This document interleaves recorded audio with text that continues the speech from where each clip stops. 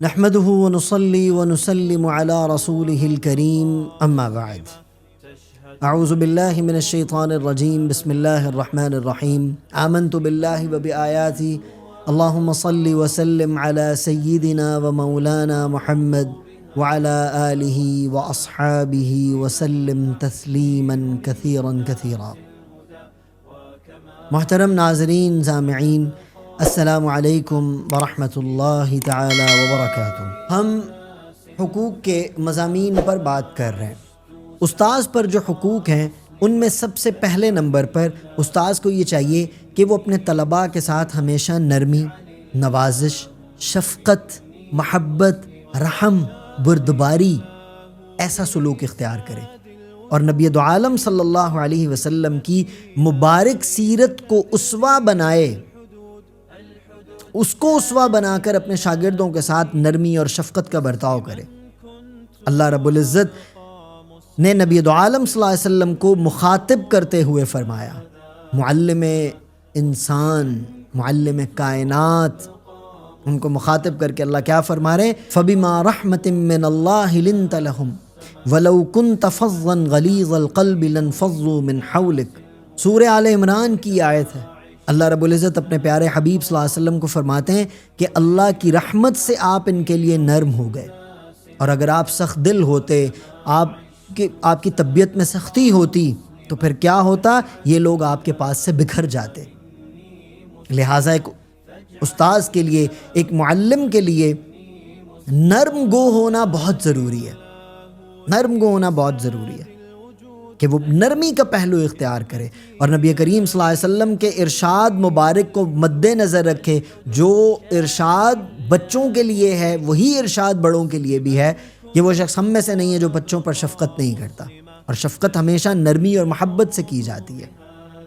میں نے اپنے استاذ حضرت اقدس حضرت مفتی محمد حسن صاحب دامت برکاتہم کو دیکھا کہ وہ اپنے طلباء کے ساتھ اس درجہ نرم گو رہتے تھے، سبحان اللہ، اور طلباء بھی استاد جی دامت برکاتہم کے دائیں بائیں ایسے ہوتے تھے جیسے کسی میٹھے پر شہد کی مکھیاں ہوتی ہیں، کسی خوبصورت پھول، اچھے پھول پر شہد کی مکھیاں ہوتی ہیں، ایسے چپٹے ہوئے ہوتے تھے۔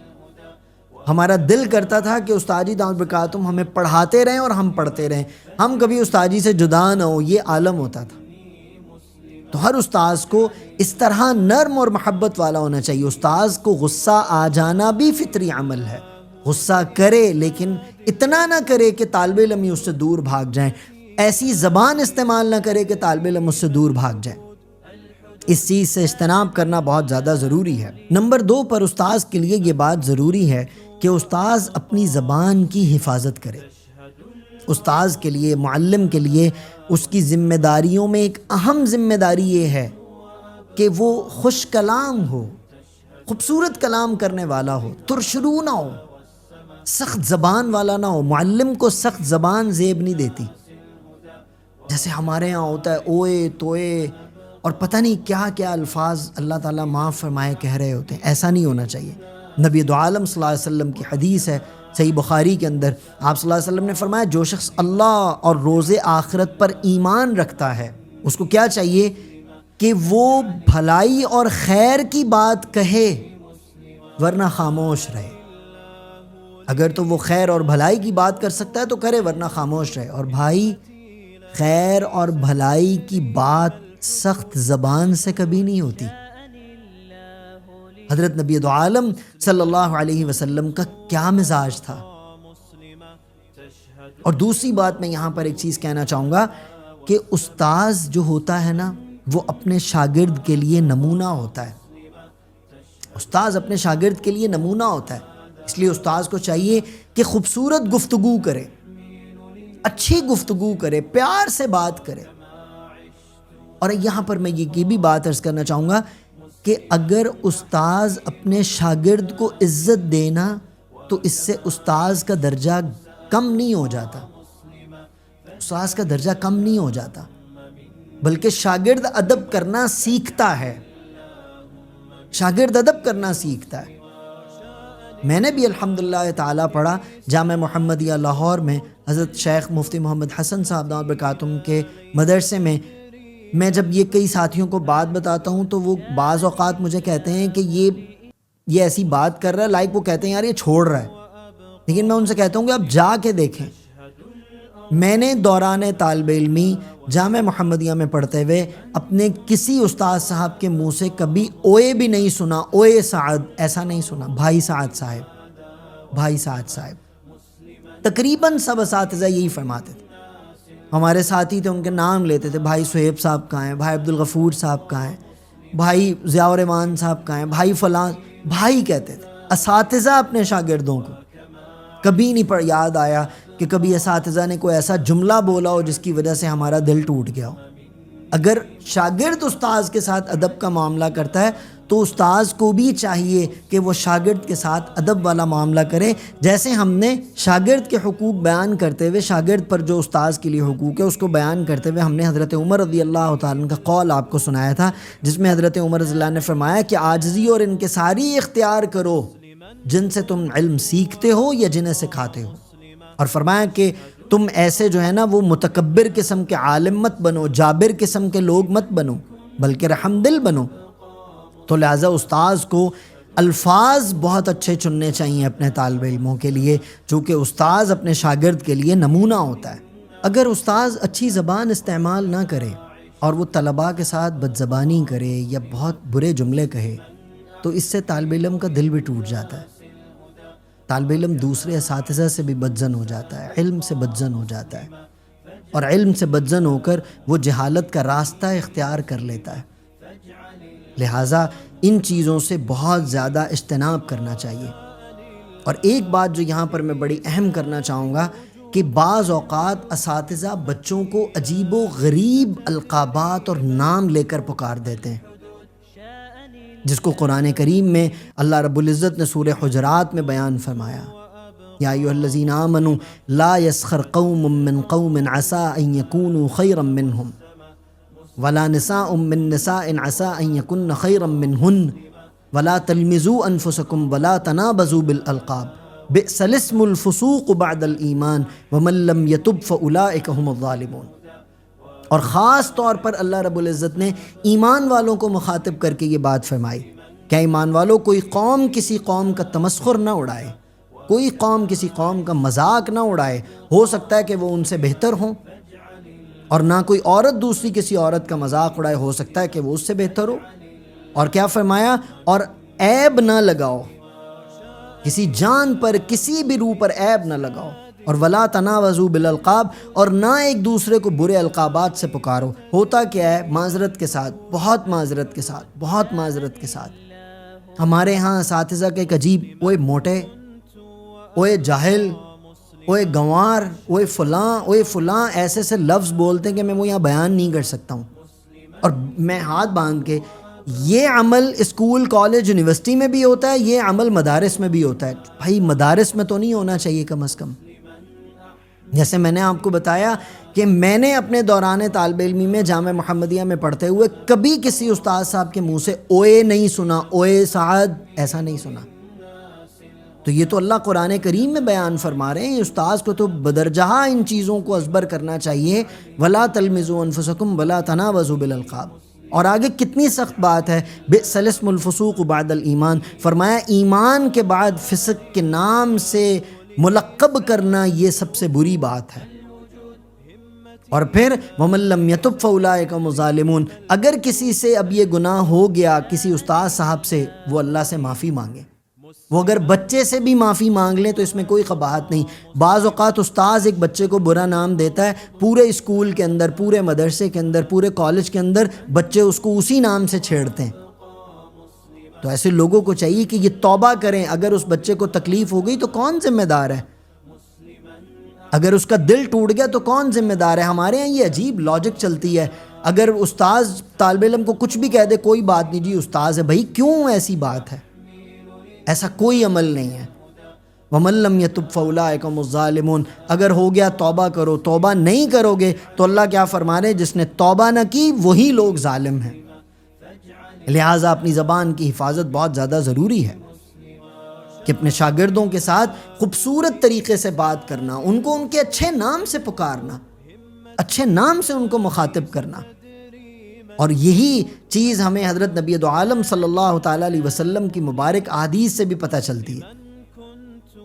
مسلم شریف کی روایت ہے، ایک مرتبہ حضرت نبی دو عالم صلی اللہ تعالیٰ علیہ وسلم نے ابو سعید خدری رضی اللہ عنہ کو مخاطب کیا، یا ابا سعید، یا ابا سعید، یہ کہہ کر مخاطب کیا۔ یعنی اللہ کے نبی علیہ السلام ان کو اچھے طریقے سے پکارتے، اچھے طریقے سے۔ اور کیا فرمایا کہ جو شخص اللہ کے رب ہونے پر اور اسلام کے دین ہونے پر، محمد صلی اللہ علیہ وسلم کے نبی ہونے پر راضی ہو تو جنت اس کے لیے واجب ہے۔ لیکن یہاں سے یہ دو حدیث جو میں نے بیان کی کہ یہاں پر اللہ کے نبی اپنے شاگرد کو مخاطب کر رہے ہیں کتنے خوبصورت طریقے سے، لہٰذا اس چیز سے اجتناب بہت زیادہ ضروری ہے۔ نمبر 3 پر یہ بات ہے، استاذ کو چاہیے کہ وہ ہمیشہ سچ بولے اور سچ کی تعلیم دے، جھوٹ نہ بولے اور جھوٹ کی نفرت بچوں کے دل میں پیدا کرے۔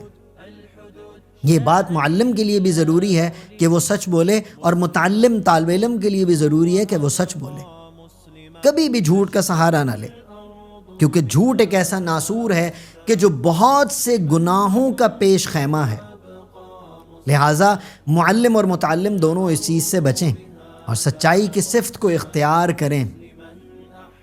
اور اگر استاذ جو ہے وہ اپنی باتوں کے اندر جھوٹ کے سہارے لے رہا ہے اور اس طرح کی چیزوں کے سہارے لے کر بہلا رہا ہے تو یہ اللہ کی ناراضگی ہے، یہ اللہ کی ناراضگی ہے، لہٰذا اس چیز سے بچنا بہت زیادہ ضروری ہے۔ نمبر 4 پر استاذ کو چاہیے کہ وہ طالب علم کو علم کی طرف راغب کرے، علم کے راستے پر اس کو لے کر آنے کی کوشش کرے، علم سے آراستہ کرنے کا جذبہ اس کے اندر پیدا کرے، اور ان کو علم دینے میں بخل نہ کرے، ان کو بہترین بات بتائے، اعلیٰ بات بتائے۔ یہ ایک اعلیٰ استاذ کی علامت ہے کہ کبھی بھی اس اعتبار سے بخل نہ کرے۔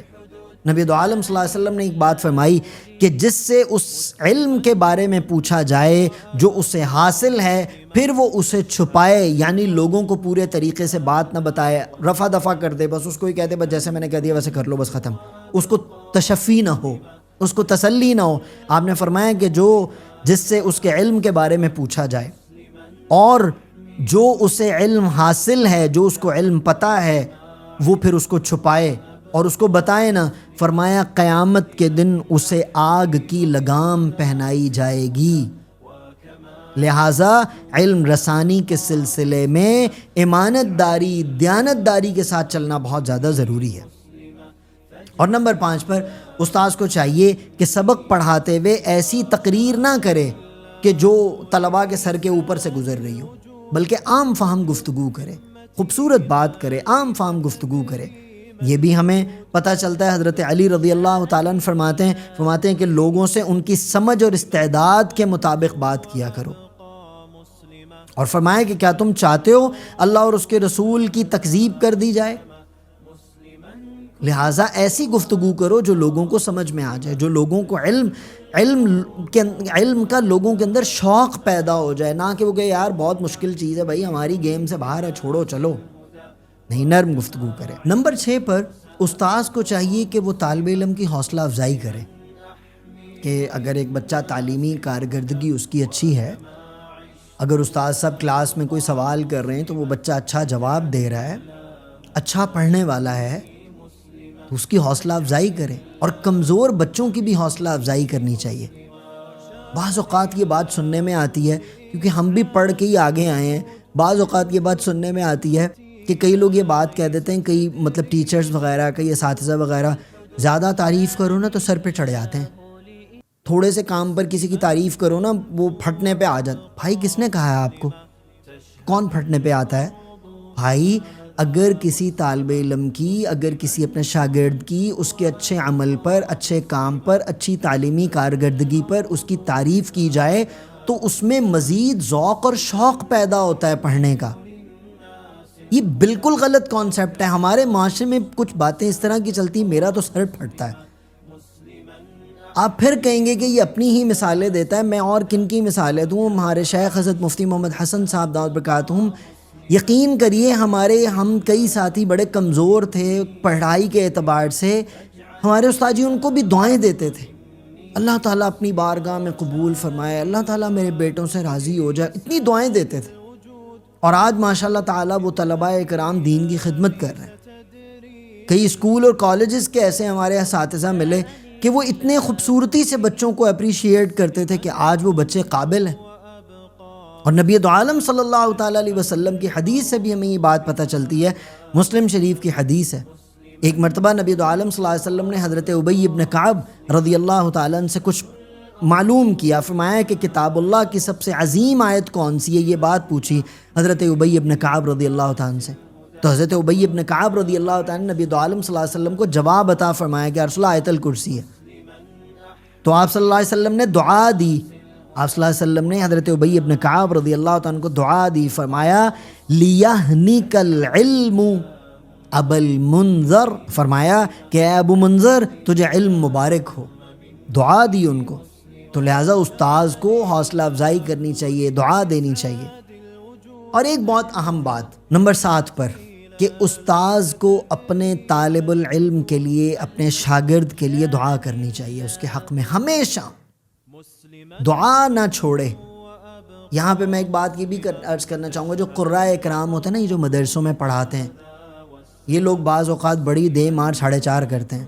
دے چماٹ ڈنڈے چھنڈے یہ وہ ساری ترتیبیں چلاتے ہیں. مجدد القرات، امام القراء، استاذ القراء حضرت قاری رحیم بخش صاحب پانی پتی رحمۃ اللہ علیہ نے یہ بات لکھی ہے کہ جو استاذ رات کو اٹھ کر اپنے طالب علم کے لیے اللہ کے سامنے رو نہیں سکتا، اس کو اپنے طالب علم کو مارنے کا حق حاصل نہیں ہے. یہ بات بہت قابل غور ہے. دعا مانگے، اللہ سے مانگے. اور استاذ کی دعا اپنے طالب علم کے لیے اللہ بہت سنتے ہیں. یقین کریے یہ جتنے بھی پوائنٹس میں بیان کر رہا ہوں، مجھے ہر پوائنٹ پہ اپنے استاد جی یاد آتے ہیں. اتنی دعائیں دیتے تھے ہمارے استاد جی. مفتی حسن صاحب دعوت برکاتہم بھی، اور بھی ہمارے اساتذہ حضرت مولانا عثمان الہی صاحب تھے، مولانا شام صاحب تھے، مفتی رضا علی صاحب، مولانا کاشف صاحب، مولانا افضال صاحب، اویس صاحب، مولانا عمار بلال صاحب. یہ لوگ اتنی دعائیں دیتے تھے سبحان اللہ تعالی. حضرت مولانا عبد الرحیم صاحب رحمۃ اللہ علیہ، مولانا عثمان الہی صاحب اتنی دعائیں دیتے تھے، دعائیں کرتے تھے. آج ان کی دعاؤں کی بدولت ہی ہم سب کچھ ہیں. لہٰذا استاذ کبھی بھی اپنے طالب علم کو بد دعا نہ دے. بعض اوقات استاد جوش میں آ کے اور غصے کے اندر ان کو پتہ ہی نہیں ہوتا، وہ بچے کو پتہ نہیں کیا کچھ بد دعائیں دے دیتے ہیں اور کیا بری باتیں کہہ دیتے ہیں. استاذ کو تو اپنے مزاج پر، اپنے غصے پر، اپنی طبیعت پر کنٹرول کرنا چاہیے بہت زیادہ. اور وہ دعا کبھی نہ کرنا چھوڑے، اور بد دعا کبھی نہ کرے، اور دعا دینا کبھی نہ چھوڑے. اس بابت ایک بات یاد رکھیے، 2 چیزیں اولاد کے لیے بھی اور اپنے شاگرد کے لیے بھی بہترین ترقی کا ذریعہ بنتی ہیں. 2 چیزیں، نمبر 1 دعا، نمبر 2 محبت. 2 چیزیں ماں باپ اگر اولاد کے ساتھ کریں، استاذ اگر اپنے شاگرد کے ساتھ کریں، تو اولاد بھی ترقی پاتی ہے، شاگرد بھی ترقی پاتے ہیں. ایک دعا، دوسری محبت، یہ کبھی نہ چھوڑے. آخری بات عرض کرتے ہیں، ایسا طالب علم جو استاذ کو کسی بات کا جواب نہ دے سکے، یعنی کمزور طالب علم جو ذی استعداد نہیں ہے، جو بیچارہ کمزور طالب علم ہے، لائک بیک بینچر، پڑھائی صحیح سے نہیں کر پا رہا ہے، ایسے طالب علم کے لیے بھی استاذ جو ہے وہ اس بچے کی حوصلہ شکنی نہ کرے. اس کے تھوڑے سے جواب پر بھی اس کو شاباش دے. یہ میرا اپنا قصہ جو میں آپ کو سناؤں، یہ میرا اپنا قصہ ہے. ثالثہ کے سال تھا ہمارا، 3 سال درس نظامی کا ہوتا ہے. اس میں اصول الشاشی ایک کتاب ہے، اصول الشاشی. ہم اپنے استادی دعوت برکاتہم کے پاس وہ کتاب پڑھ رہے تھے، تو میں نے عبارت پڑھی تھوڑی سی، آدھی صحیح آدھی غلط، میرا خیال ہے زیادہ غلط ہی پڑھی. تو ہمارے استادی دعوت برکاتہم نے فرمایا بس میرے عزیز آج کچھ اچھی پڑھی، کل ذرا اور محنت کرنی، اور اچھی کر کے پڑھنی ہے. کتنی خوبصورت بات ہے. تو کبھی بھی اپنے طالب علم کی کمزور ہونے کی وجہ سے اس کی تضحیک نہ کریں، اس کی تذلیل نہ کریں، اس کی حوصلہ شکنی نہ کریں، اس پہ تانے نہ کسیں. ایک استاذ کو یہ زیب نہیں دیتا کہ ویسے تو تم بہت ایسے ہو، پڑھائی میں تمہیں یہ ہو جاتا ہے، وہ ایسا مت کریں. اس کو محبت دیں، وہ آپ کا شاگرد ہے. وہ ساری دنیا چھوڑ کے، ہر چیز چھوڑ کے اس نے اپنے آپ کو آپ کے حوالے کیا ہے، تو آپ کے اوپر اس کی قدر لازم ہے، اس کی قدر کرنا ضروری ہے. آپ اس کو محبت سے، اس کو علیحدہ سے سمجھائیے، بتائیے. اس کو نہیں سمجھ آ رہا ہے پھر سمجھائیے. یہ چیز ہمیں حضرات صحابہ کرام رضی اللہ تعالیٰ اجمعین کی زندگی سے اور نبی عالم صلی اللہ علیہ وسلم کی زندگی سے بھی پتہ چلتی ہے۔ نبی عالم صلی اللہ علیہ وسلم کا وہ واقعہ ہے کہ جب اللہ کے نبی علیہ السلام نے ایک درخت کی بابت آپ سے سوال کیا تھا، کہ حضرت عبداللہ بن عمر رضی اللہ عنہ کا بیان ہے، ایک دفعہ رسول اللہ صلی اللہ علیہ وسلم صحابہ سے پوچھا کہ درختوں میں ایسا درخت ہے جس کے پتے نہیں گرتے اور اس کی مثال مسلمان کی طرح ہے، وہ درخت کون سا ہے؟ اس سوال پر جنگل کے مختلف درختوں میں صحابہ کرام تجمعین میں بحث پڑ گئی۔ جب کوئی جواب نہ آن پڑا تو انہوں نے نبی کریم صلی اللہ علیہ وسلم سے عرض کی کہ اے اللہ کے رسول آپ ہی ہمیں بتا دیں۔ تو آپ صلی اللہ علیہ وسلم نے بڑی محبت سے بتا دیا کہ وہ کھجور کا درخت ہے۔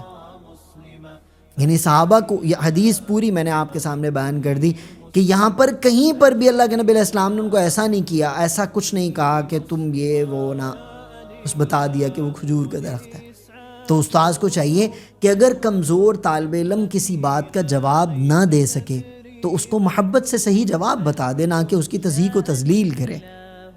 لہٰذا جس طریقے سے طلباء کے اوپر لازم ہے کہ وہ اپنے استاذ کا ادب، احترام، محبت کریں اس کے ساتھ، اس طرح استاذ کے اوپر بھی لازم ہے کہ وہ اپنے طالب علموں سے محبت کرے، ان کے ساتھ نرم گو ہو، ان کے لیے برے الفاظ کا استعمال نہ کرے۔ ہم دعا کرتے ہیں کہ اللہ رب العزت ہمیں ایسا استاذ بنائے جیسا نبی عالم صلی اللہ علیہ وسلم استاذ تھے۔ ہم 100% تو ویسے نہیں بن سکتے، لیکن ہم اپنے نبی کی نقل اتار کے کچھ تو بن سکتے ہیں، ہم اپنے اخلاق کو تو اعلیٰ کر سکتے ہیں، کیونکہ جو ہم میں ہوگا استاذ، مجھے وہ ایک اللہ والے کی بات یاد آ گئی کہ استاذ مثل صراحی ہوتا ہے اور بچہ مثل پیالہ ہوتا ہے، جو صراحی میں ہوگا وہ پیالے میں جائے گا۔ ہر بڑا مثل صراحی ہے جو چھوٹے کو تعلیم دے رہا ہے یا اس کی تربیت کر رہا ہے۔ لہٰذا ہمیں چاہیے کہ ہم اپنے اخلاق کو خوبصورت کریں، اپنے انداز کو خوبصورت کریں، اپنے الفاظ کو خوبصورت کریں، اور ہم اپنے طلباء کے لیے اللہ سے دعائیں مانگیں۔ میں دعا کرتا ہوں اپنے لیے بھی، ہم سب کے لیے، اللہ رب العزت ہمیں بہترین اخلاق نصیب فرمائے تاکہ ہمارے طلباء، ہمارے شاگرد ہم سے زیادہ فائدہ اٹھائیں، زیادہ سے زیادہ مستفیض ہوں۔ اللہ رب العزت مجھے آپ کو اللہ کے نبی علیہ السلام کی ایک ایک بات پر عمل کرنے کی توفیق عطا فرمائے اور ہماری زندگی کو سنت کے ساتھ خوبصورت بنا دے۔ وآخر دعوانا ان الحمد للہ رب العالمین۔